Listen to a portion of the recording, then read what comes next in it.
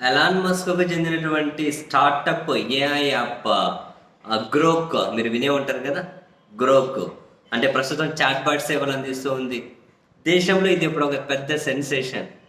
చాలామంది గ్రోక్‌ని అడిగి చాలా విషయాలు తెలుసుకుంటున్నారు.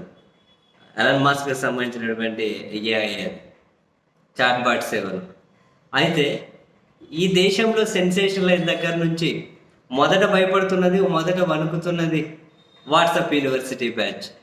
ఎందుకంటే మొత్తం అబద్ధాలను, ద్వేషాన్ని ప్రచారం చేసి దాన్ని వెదజల్లుతూ కాలం గడపడమే వాళ్ళ పని కాబట్టి, ఆ వాట్సాప్ యూనివర్సిటీ ఫేక్‌ని, ఆ ఫేక్ ఇన్ఫర్మేషన్‌ని ఇది నిజాలతో ఒక రకంగా ఒక ఆట ఆడుకుంటూ ఉంది.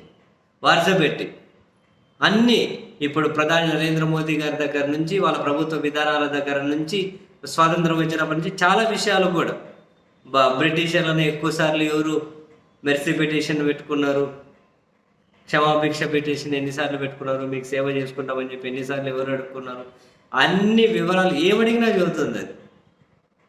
ఏమడిగినా నువ్వు ఏ భాషలో అడిగితే అది అదే భాషలో చెబుతుంది. ఏమ్రా బామర్ది అంటే చెప్పరా బామర్ది అంటది. ఏమ్రా మామ అంటే చెప్పరా మామ అంటది.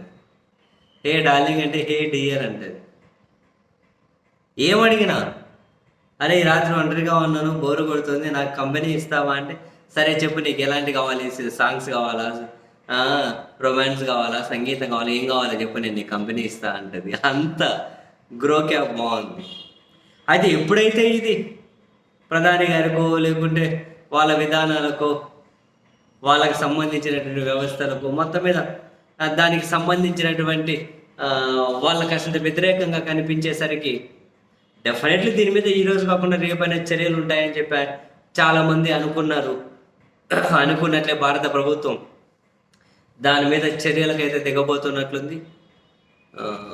వాళ్ళంటే జాతీయ మీడియాలో అయితే కథనాలు వస్తూ ఉన్నాయి. ఇప్పుడు గ్రోక్ను ఒక అంశం మీద వివరణ అడిగారు. సో దాన్ని కంటిన్యూ చేయించడమా లేకపోతే ఆ యాప్ను క్లోజ్ చేయడమా భారత ప్రభుత్వం సీరియస్గా ఆలోచిస్తుందని. ఏమంట హిందీలో అంట కొన్ని పదాలు సెన్సార్ లేకుండా డైరెక్ట్గా వాడేస్తున్నారట. గ్రోక్ సెన్సార్ లేకుండా కొన్ని పదాలు డైరెక్ట్ మాట్లాడేస్తుందట. ఇదొకటి కావాలి. వీళ్ళకి వ్యతిరేకంగా ఉన్నప్పుడు వీళ్ళైతే ఖచ్చితంగా ఊరుకోరు కదా. అందుకని చెప్పి హిందీలో ఆ పదాలను ఎలా వాడతారు సెన్సార్ లేకుండా, హిందీని అలా అంటే కించపరిచే విధంగా పదాలు ఉన్నాయట. అందుకని చెప్పి ఇలా ఎందుకు అయింది, ఈ పదాలు ఎందుకు వాడుతున్నారు అనే దాని మీద వివరణ అడిగారట గ్రోక్ని. అంటే నేషనల్ మీడియా రిపోర్ట్ ప్రకారం వివరణ అడిగారట. వాళ్ళు వివరణ అడిగే కాసింత టైం కావాలి అన్నారట. సో భారత ప్రభుత్వం సీరియస్గా ఆలోచిస్తుందంట దాన్ని క్లోజ్ చేసేయడమా లేకపోతే మరి కొన్ని రోజులు దాన్ని ఏమైనా వార్నింగ్ ఇచ్చి వదలడమా, ఏం చేయాలి అని చెప్పి మరి ఏం చేస్తారో తెలియదు. కానీ మొత్తం మీద అయితే గ్రోక్ మీద భారత ప్రభుత్వం అయితే కాన్సన్ట్రేట్ చేస్తూ ఉంది. ఉండనిస్తారో ఊడబిక్కేస్తారో దాన్ని నో ఐడియా.